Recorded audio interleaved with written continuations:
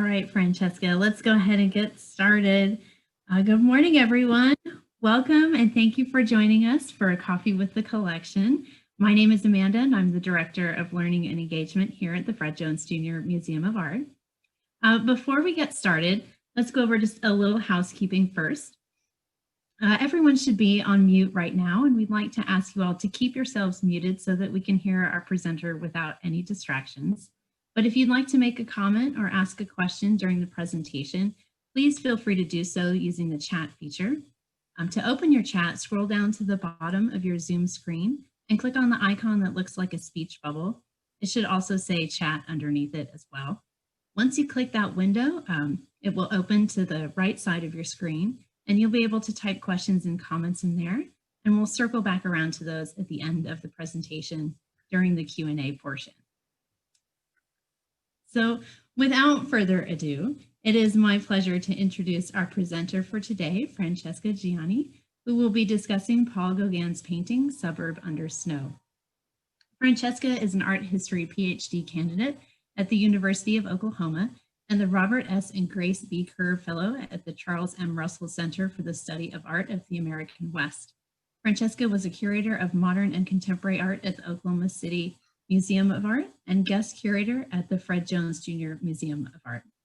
Some of her exhibitions include Ansel Adams and the Photographers of the West, Galileo's World, an Artful Observation of the Cosmos, and Immortalis, Hall of Emperors from the Capitoline Museums in Rome. Francesca has taught art appreciation and architecture theory and criticism at the School of Visual Arts and at the Christopher C. Gibbs College of Architecture at the University of Oklahoma. So I'd like to invite you all to sit back, relax, grab your cup of coffee. Hopefully you have with you the special roast Coffee Under Snow made available especially for this program by our friends at Black Camel Coffee. But one thing first, before I hand this over to Francesca, what I'd like to do is to start by asking everyone a question. So you can answer that by opening the chat function that I mentioned to you earlier. And my question for you is, for those of you who are familiar with the artists that we're going to be looking at today, what kinds of images come immediately to your mind when you first think about Gauguin and his work?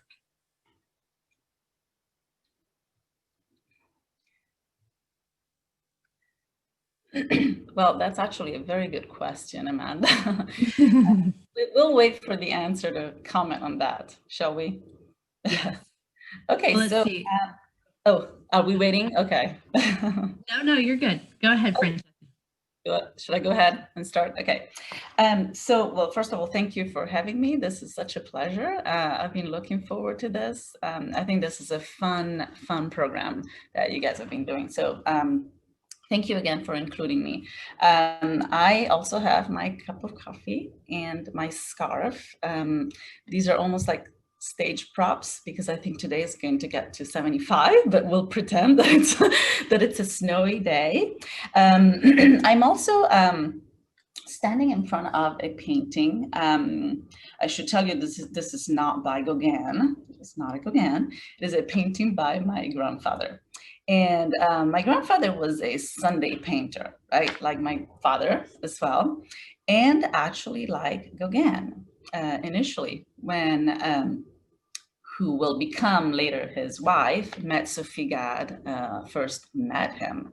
He was a seemingly well-adjusted bourgeois man. He was actually a stockbroker, so quite well adjusted to the kind of early capitalist society.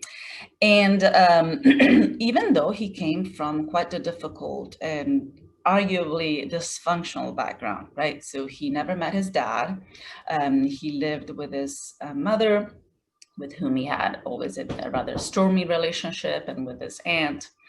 And they moved to South America, then they moved back to France, where he lived under the wing of several people who offered protection and assistance to him and his mother. So quite a difficult childhood. He then joined the prenatal academy. He did study under the Jesuits in a Jesuit school and received quite a solid formation, especially in literature and classics, which transpire from his writing, which is quite a pleasure to read if you read his letters. But he was also a sailor who went from port to port for a few years and frequented prostitutes. So his life was quite adventurous and somewhat dysfunctional until he met, until the time he became a stockbroker, and then he met Sophie Gade, who was a Danish woman who moved to Paris and thought that would sort of wanted to break a little bit, take a break from her very tucked up bourgeois life and go to Paris and expose herself to a somewhat faster crowd. And that's where she met Gauguin, who seemed well-adjusted, but at the same time also hung out with painters and was a Sunday painter, right? So an amateur painter at that point. Of course, very soon things will change and it will become clear that Gauguin will return to his life of adventures, and that painting was not just a hobby for him. It became eventually an obsession, and he convinced himself that the path to success consisted in breaking away from Western civilization and sort of the tainted Western civilization, and find refuge in Tahiti and then the Marquesas Islands, where he would live from nature, painting 24 hours a day. So that was his idea. So that said, I should probably tell you why I'm interested in this painting, which I'm about to show you. Winter Day, dated 1886, which you can see, of course, at the Fred Jones. And I think Amanda will show you how to get there and where to find it. But I've always been fascinated by this work. First of all, because, well, it's a Paul Gauguin and it's in Norman, Oklahoma. Why would you not be fascinated by that? You need to find out more about it. Also because it is an Impressionist work, right? When we think of Paul Gauguin, we do not think, and I think maybe your answers reflect that, we do not think of Impressionism. We think of the bright, saturated, flat colors that he began to use really in Tahiti, but to some extent also in Pont-Aven, in the northern part of France. What we would call, actually what he called synthetisme, which means a synthetic kind of look at reality. So not much interest in the effects of light, which is something that the Impressionists were interested in. Not interested in a broken brushstroke, which would depict the reflection of light on surfaces. Completely different style that would, of course, revolutionize the world of art, especially through his what the artists after him will absorb of his lesson. So I thought it was fascinating, okay? The early work is always fascinating in that sense because you wonder what the artist is thinking. But also, I like this painting because I think it expresses mixed emotions, right? And I would also invite you to maybe, if you can, drop in another comment on how, if you could think of a word of on how this painting makes you feel, right? And it could be, I don't know, cold, it could be happy, it could be peaceful, it could be sad, whatever you can you think of. But I think there are mixed emotions in this painting, and I also think that very little has been written about it, so it deserves more attention.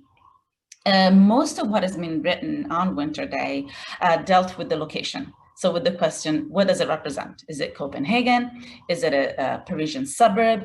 If so, which one?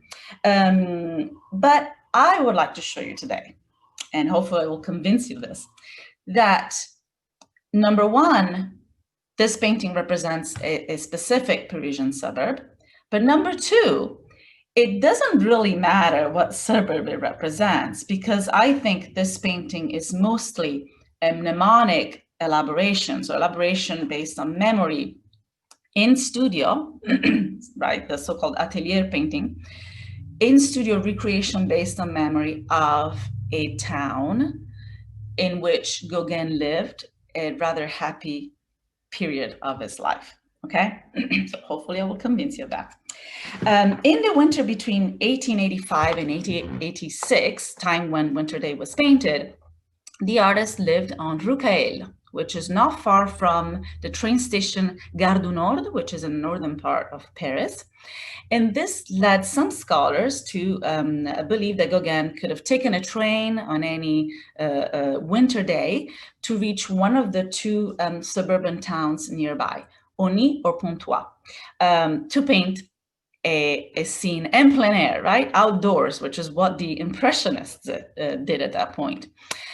But I think this assumption neglects or overlooks Gauguin's financial and physical health conditions of that particular time in his life.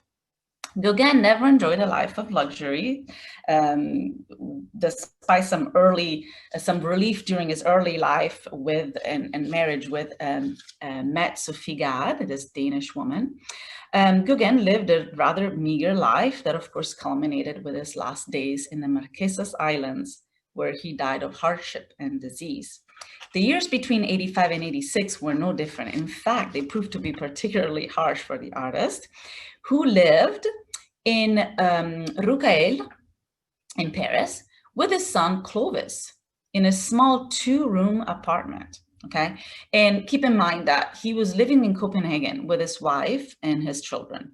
Things became so difficult between them that he left. He returned to Paris, bringing with him Clovis, who was one of his favorite children, just to attempt to make it big as an artist. They lived in really quite horrible conditions. The artist described himself in one of the many letters to Matt, which were full of love and resentment, so many mixed feelings, as penniless. In December 85, Clovis had fallen ill, and the need for medications together with their poor diet, they had been eating dry bread on credit for 3 days, prompted the artist to find an occupation as a bill poster. Well, he maintained the position for 3 weeks and remained unemployed until April. So basically the entire winter. During these difficult times, his letters provide a disheartening image of his and his son's bitter conditions. Gauguin laments sleeping on a plank, wrapped in his traveling rug during a winter of snow and freezing temperatures. He begs his wife to send a mattress, quilts, and undershirt vests for Clovis from Copenhagen. So he's missing the basics at this point. Quote, "The worries of the day are balanced by the insomnia of night," end quote. In April, he owned a full term to Clovis school. Because Clovis had fallen ill, probably because he was exposed to the cold temperatures, Gauguin's sister gave him some money to send Clovis to boarding school. Well, Gauguin very quickly ran out of money to pay for tuition and was unable to see Clovis for months because of the delayed payment. So under these such financial conditions and harsh winter, I think it is difficult to believe that Gauguin would spend the money necessary to hop on a train, however affordable tickets may have been at that point, only to stand in the freezing temperatures of that winter to paint Winter Day en plein air, right, outdoors. So it is more likely, I think, that Winter Day was developed from either an earlier sketch or entirely from memory of a happier time, which was, by the way, not entirely uncommon for Impressionists. They did like to work in plein air, but they also worked in studio. The period spent in Vaugirard between 1877 and 1883, so 3 years before our painting, where the artist had not only dedicated himself to snow scenes, so we also see an interest in the genre with some consistency, but also lived a more peaceful life with his entire family, with his wife and his 5 children, might very well qualify as that time for such a time for Gauguin. In particular, à Vaugirard, this neighborhood, he loved the garden markets, okay, which were a feature that dominated the landscape at Vaugirard. If we compare Winter Day with another effet de neige, the one that you see on the left, dated 83, so 3 years before, Rue Carcel #1, we notice remarkable similarities. Both paintings depict a Uzine, which you see in our painting on the top left. We'll talk more about the Uzine and what it means. But also both paintings depict garden markets, which Gauguin often mentions with delight. But where is the garden market in our painting, in Winter Day? Well, if you see, I'm going to go over it with my mouse here. So if you see, this is clearly a retaining wall, right? And it follows the ascending path. Now on this side, and you'll be better served to go and see the painting in person. But on this side, we see another element, okay? It's a rather bluish element. And that, I think, may lead some to think that we are looking at a body of water. Okay, and I think maybe that's why hence the Copenhagen theory. But I think that's nonsense, quite frankly, because if you look more closely, you will see that this element severs the base of the houses. Okay, no painter would have done that. This is indeed another wall. This is a wall that is at a lower level compared to this street right here. And it is a shaded wall. It is covered on its horizontal surface by snow, if you can see this white line here. And then this is the shaded part. And it should not surprise us that the shadow is bluish, because if you know anything about the Impressionists, you know that they would never use black or either gray for that matter for their shadows. They always tinted their shadows with blue, with red, with whatever color reflected the environment, the sky, the dirt, the earth. They were very interested in the latest theories in optics. And so they represented shadow as it really looks, rather than the deep pitch black shadows that you see in atelier, in studio paintings, right? Now, if you look at other paintings that depict Vaugirard, you see the same element of the wall. In Vaugirard Market Gardens, on the top right, can you see my cursor here, my mouse? Dated 79, we see the wall in this painting right here, Houses Vaugirard, 1880. We also see the wall. And as you can see, the markets are usually at a lower ground. Okay, so we have speculated, I think, long enough on the geographical location of the painting, and I think it's time to move on to something more fun.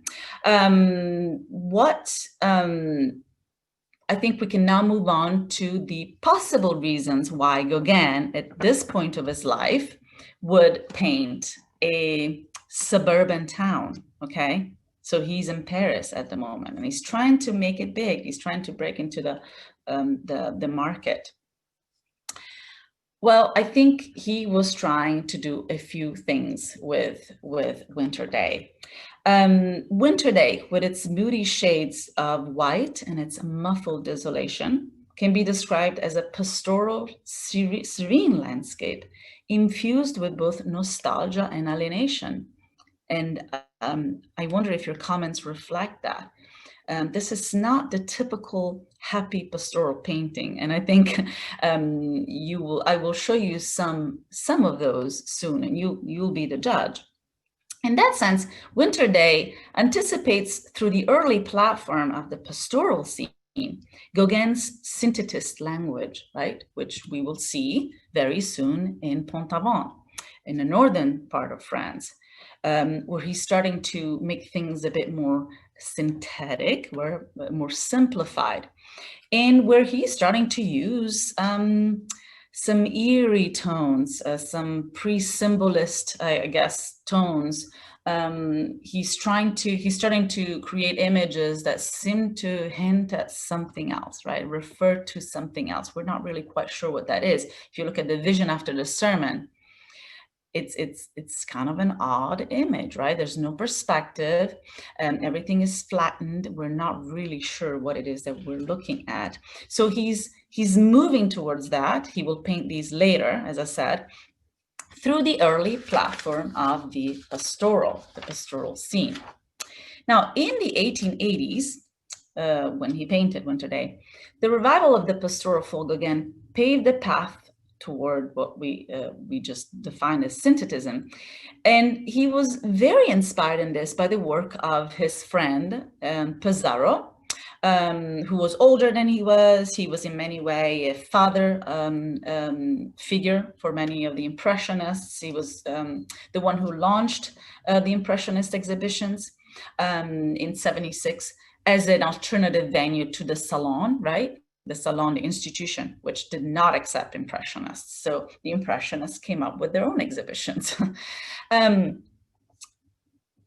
we see here on the right, a pastoral scene by Pizarro. Doesn't that make you feel happier? I think it does, maybe, than Winter Day. But he also absorbed the pastoral, in a sense, if you will, via the work of Jean-Baptiste Camille Corot, whom you see on the left, the painting on the left, whom he admired for his landscapes where, quote, everything grows calmly and meditatively, and no one has ever drowned in the deep waters, end quote. It is difficult not to associate this metaphor with the artist's financial conditions of the time. The drive toward the pastoral accompanies not only the development of his early synthetist vocabulary, but also his financial struggles and anxieties, together with a yearning or a pining for pre-urban contentment. It is important to remember that Gauguin's revaluation of his own artistic vocabulary also was driven by dissatisfaction with the Impressionists and with what they stood for at that point, in his opinion, but also in the opinion of Pizarro and others. That is a seemingly superficiality and enamorment with the leisurely life of the French bourgeoisie, okay? So in other words, the pastoral for Gauguin was at this point an escape from that superficial bourgeois life, urban life. And I think Winter Day very much attests to that. Even the presence of the Uzine, and we mentioned it already, or the factory chimney stack, this element here, this vertical element on the left, a visual reminder of the advance of industrialization, works in this case, I think, in favor of the pastoral. Factories had barely entered the visual repertoire, the repertoire of painting, being usually found in topographical drawings or prints, such as the one on the left, until, of course, the Impressionists incorporated them in their work. Unlike railroads, however, which the bourgeoisie had a direct experience of, because the train stations were very visible in Paris, factories were not so connected to the pleasure and leisure of the urban environment, nor would the rural retreat, for that matter. While the Impressionists depict factories through in part celebratory and in part ambivalent tones, Gauguin, similarly perhaps to Alfred Sisley, another Impressionist, presents the Uzine with a degree of indifference towards it, I think. The tall element inhabits the landscape quite peacefully, anchoring the scene not dissimilarly from how a tree would. Although a reminder of the industrialization the artist may have been interested in fleeing, The chimney stack does not stand for the pressure and anxieties of the modern city, but rather for the reassurance that in this rural and suburban environment, industrialization is restricted to a relatively non-intrusive compositional element, one among many others. So the modality of representation of the Uzine, I think, is another sign of the fact that Gauguin is really trying to escape the urban environment as well as industrialization at this point of his life. Remember, at this point, Gauguin, he was a stockbroker. So he was very well adjusted in capitalist Paris, and yet at this point he's disaffectioned and he wants to be a painter, similarly to how his friend, also stockbroker, wanted to be a painter. So he wasn't the only one in his immediate circle. Something else to consider in a discussion of the Parisian suburb and the escape from the evils of urbanization, if you agree with Gauguin, of course, is the Haussmannization of Paris. Okay, so what was that? It was a massive renewal program initiated by Napoleon and actualized and implemented by one of his prefects, Baron Haussmann. And it basically consisted in the demolition of all the small, narrow, windy medieval roads in Paris, and the replacement with these massive boulevards, right, that we now associate with Paris. Now, the interesting thing is that the boulevard very quickly became a place where people just flocked and engaged in leisurely strolls, right? They would walk up and down these beautiful boulevards. The very first department stores open, right? With their beautiful windows, which face the boulevard. And so we have the early forms of window shopping. And so these are the early days of capitalism, basically. The creation of large boulevards facilitated circulation of commodities, money, and people, providing a stage for a form of spectacle in which flocks of sightseers watched store windows, public events, and most importantly, each other. Haussmann was criticized for demolishing old Paris and replacing its beauty and charm with dull uniformity. Karl Marx considered the interventions vandalism, stating that Haussmann raised Paris, quote, to make a place for the Paris of the sightseer, end quote. Haussmannization also had profound socioeconomical implications. Expenditures of more than 40 times the city's usual annual budget were lavished on clearing thousands of buildings from congested areas populated mainly by the working classes, which were displaced to less central locations such as the suburbs. And that will also give you a better sense of what suburbs means at this point for Gauguin. Fun fact, there was also a political reason behind the Haussmannization of Paris. During the Revolution of 1848, during which the monarch was sent away, the resistance from the people, from both the working class and the middle class, took place in the narrow medieval streets in the form of barricades, right? That's how they resisted the autarky. Well, it's a bit harder to do in a large boulevard. So there was also that intention. And even though I like to think that the French will resist autarky, no matter how large the streets, I think they were successful in that. So the rural roads captured by Pissarro and Gauguin stand not so much for a desired return to the narrow, dark streets of the medieval capital, as much as for a nostalgic yearning for times and places where walking was not associated with spectacle. In winter day, the attention to the human presence is minimal. The few people included are walking not for pleasure, but to accomplish tasks and errands. The woman is wearing a striped skirt, which you can see in person, but fashion has no relevance in this context, and there is hardly anyone with whom to exchange comparative gazes. Another important aspect of this painting And that's why I think this painting stands for everything that at this point in Gauguin's life concerned him, okay? He was trying to address so many issues at this point of his life in this little seemingly innocuous painting. So another important aspect is composition. It displays a strong and solid composition, which is unusual for an Impressionist painting. This return to a closed or contained composition, and we will see how that operates, stood also as a stance against the Impressionist preference for open compositions, which relaxed the boundaries between subject and background and framed the scene as if it was a snapshot or a portion captured by chance of a broader reality.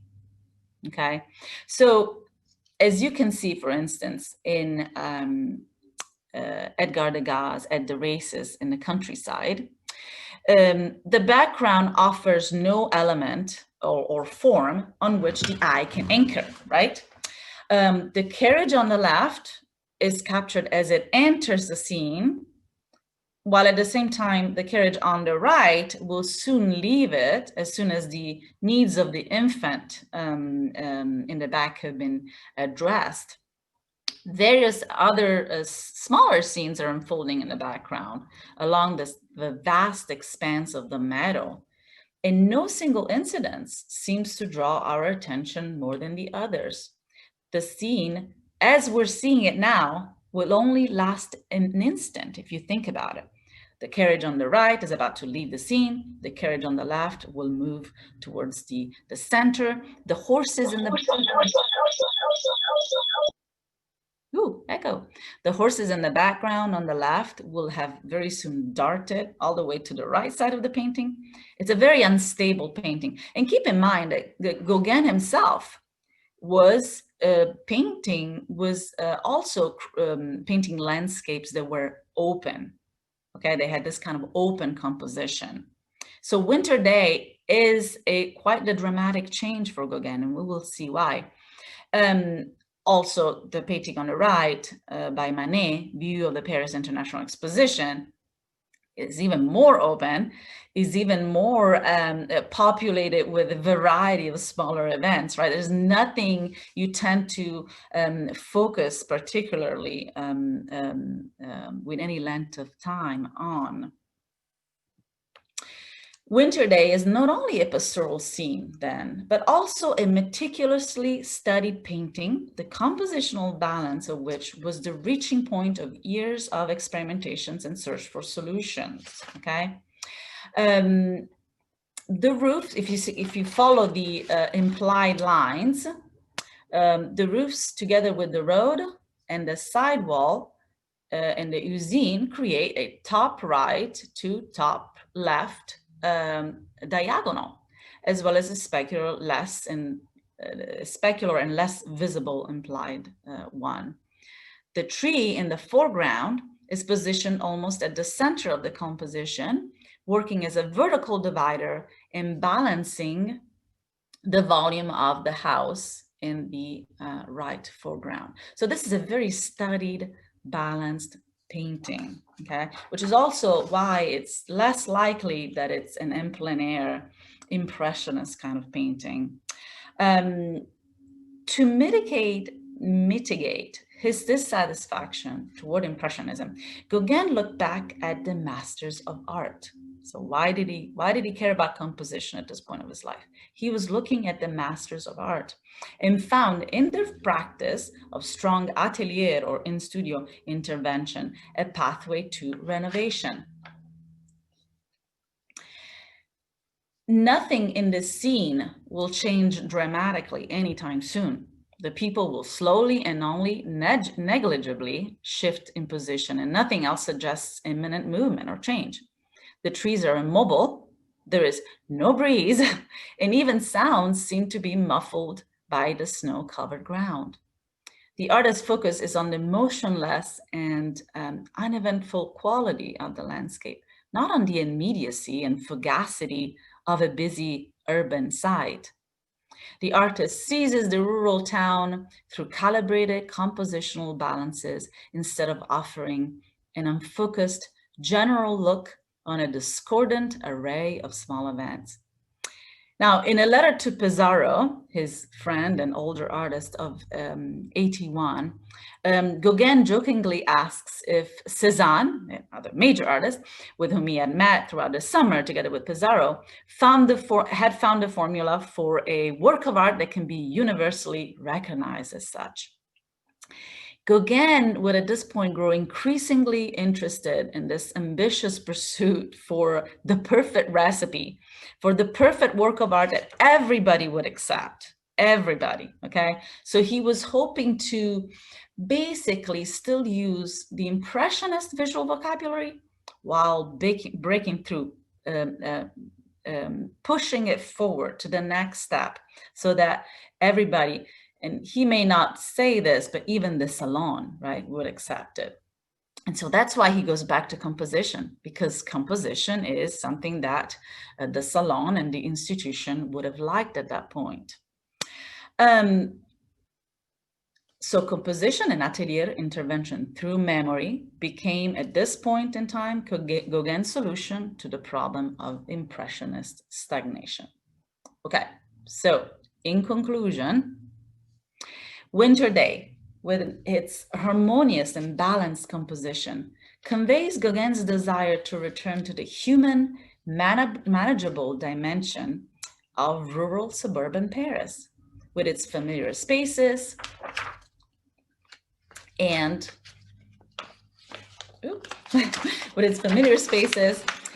with its paths ordered by the natural sinuosity of the terrain, right? Think of Haussmannization.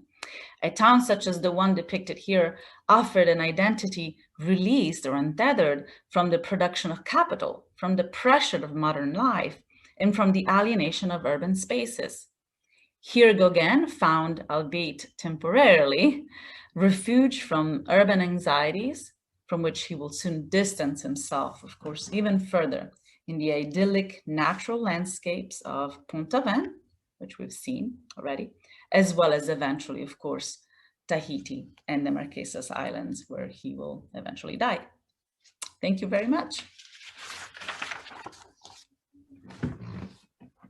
Thank you so much, Francesca. Oh my gosh, I feel like I didn't know 95% of everything you just presented. That was really good. I'm going to go ahead and share my screen really quick and show everyone where you can find this painting in the museum. Should you have the opportunity to come visit. Just a second here.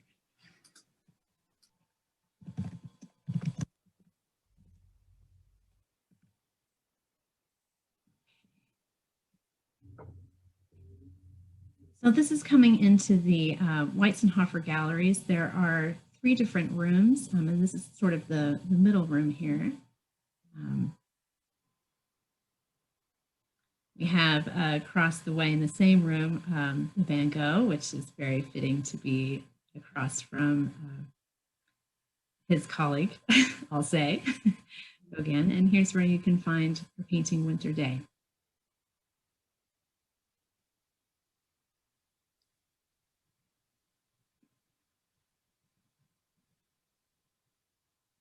And I should say that when you see the work in person, it looks a bit more, the colors are a bit more subdued. So in the video, it gets a little bleached, but it's quite a melancholic painting. Francesca, I have a question for you. So, during your presentation, I was thinking a lot about, how a lot of the Impressionists were really known for being flaneurs or the Parisian dandy sort of thing. Do you know, so was Gauguin, was he a flaneur as well? A flaneur as well. Well, so he was definitely dandy. So Gauguin was a contradictory man. His whole life is just a living contradiction, I think we could say. So he certainly enjoyed the nightlife of Paris, now the flaneur. is a bit different. So the flaneur is a figure that is born out of basically the French Boulevard, so the early urban Paris. And so from this act of going in the streets and strolling and looking at people, basically early people watching, right? And the flaneur would be an artist, painter, a musician, a poet, who would immerse himself in the crowd and take advantage of the anonymity, right, that you get from working in a busy street, and observe life and observe people, and then use it as sort of gather raw material for their creation. So Gauguin, I think Gauguin was contradictory in that sense too, because he intimately craved isolation, or better, escapism from urbanization, but he also craved notoriety. So it was a very difficult balance to reach. And I think that's why also Winter Day is interesting, because it speaks of this kind of ambivalence towards urbanization and isolation. Because if you think about it, in a suburban town, like the one of Winter Day, in any small town really, annihilation is not an option, because even if you are the isolated artist, right, in the town, well, everybody will know you exactly as that. So you will not be sort of crushed by anonymity, which is something that will happen in an urban, busy city, where there are simply too many people to be noticed. So yes, he stood, I think he was not a flaneur, that's for sure. He was not a flaneur. He escaped the city soon after, as a matter of fact. So Thank you very much. We've had some really wonderful comments. I don't really see any questions coming in, but everyone, Francesca, I don't know if you've seen any of these, so I'll share them with you. But we have a few, delightful and instructive. Someone also mentions that they'd love to bundle up and walk down that path themselves, which I completely agree. Although today, I don't know if I'd want to bundle up. It looks quite warm outside. But let's see, we also have an excellent analysis. I've always thought of this as a sober but wistful work. Definitely agree with that comment. Yes, I think there's a lot to say about this painting. And usually, this was one of the 18 works that Gauguin submitted to the last Impressionist exhibition. And I'm not sure if I mentioned this, but the last Impressionist exhibition was in 1886, so the year of the painting. And at that point, Gauguin had been showcasing with the Impressionists for some time. And so this was the last exhibition. And he submitted to it 18 paintings, 14 of which were landscapes. And the reception was not very positive. One of the critics called his paintings as having, described his paintings as having, or his landscapes as having this brooding, heavy atmosphere, as pointing to the malevolent side of nature. So if you feel that this painting, once you see it in person, if you feel that it's melancholic, it's not you, it's the painting. So it's a crucial time in the life of Gauguin. And I feel that this painting speaks of all the issues, all the things that were concerning him at that point, all the struggles he was having, wanting a way to move away from the city, wanting to succeed, wanting to find a perfect recipe. And so going back to composition out of all things, which was quite unusual for Impressionists at that point. It's all very ambivalent, very interesting. For sure, definitely. Hadley also mentions in the chat here that the factory tower forms a triangle with the tree in the foreground at the far right. Yeah, I see that too. And she also appreciates your analysis of his life and relating that to the composition in the painting, which I also greatly appreciate you making that connection there that I think many of us were not really aware of before. Yes. Yeah, the triangle with the tree. Yes. Mm-hmm. She's a designer. Okay, so we have a question. Catherine's asking about the placement in the gallery where this painting is across the room directly from the Van Gogh. And so she's wondering, do you have any comments about their relationship together? Well, That's a big question. Yeah, it's a big question. Their relationship was very stormy, as I'm sure you know. And in fact, his personality, so Gauguin was not an easy man to work with or to live with, or he alienated a lot of people, well, including Gauguin, including Van Gogh. And some say that well, there's a lot of mystery, right, and myth surrounding the cutting of the ear. I'm not sure what the latest scholarship says about that, but I know that to some, Gauguin was associated with that because it was his knife, and also because Gauguin was driving him crazy. They were living together. So yeah, I think they're well placed, sort of in view of each other, but far enough to where they can't mess with each other. Right. We have Tomoko is asking a question. She says this painting reminds her of the Parisian scenes of Utrio, and she's wondering if they are in any way comparable. Let's see. I'm not sure. In what way? I guess I should ask, in what way does it remind you of Utrio? Let's see. Tomoko, if you'd like to unmute yourself, I think that would be entirely okay. Hello. Tomoko. I'm no means a specialist in Parisian scenes, but I just love Utolelo's Parisian scenes. Apparently, he just used postcards or something to paint those. But anyway, they always have kind of a serene, quiet, picture perfect street from Paris, and I love them. And somehow, maybe just the mood just reminds me. I don't know. It's maybe a decade or two later, right? But anyway.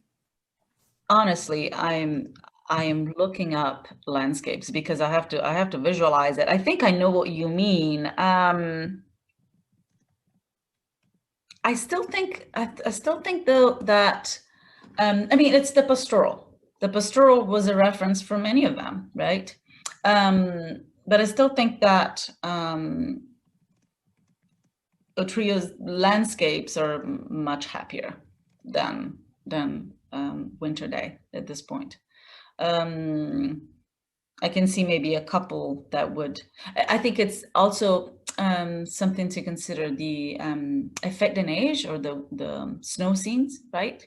Were a common genre. So when you compare effet de neige, they all sort of resemble each other.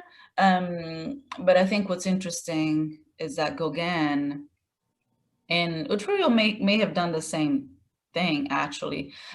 Uses a lot more ochres, a lot more yellows, right, in his snow scenes. So he doesn't go for the Monet bright, happy, sunny snow scene, right, with the bluish shadows. So it's a lot more somber and just sadder, I think.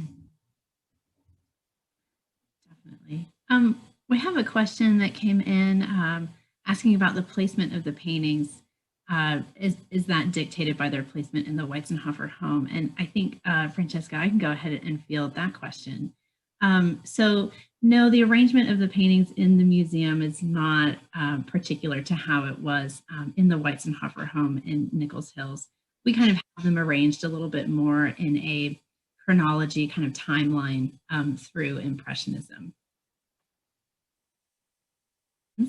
I think we can go ahead and wrap it up. Thank you so much, everyone, for joining us this morning. I really hope that you enjoyed our conversation. Don't forget to mark your calendar for our next month's Coffee with the Collection session that will take place on December 11th at 9:30 a.m. We'll be sending out more information about that soon. And I'll make sure that everyone gets a copy of this recording next week. So thank you so much, everyone. Have a wonderful weekend and have a safe holiday next week. And we'll see you soon. Bye. Thank you. Bye. Thank you so much. Thank you.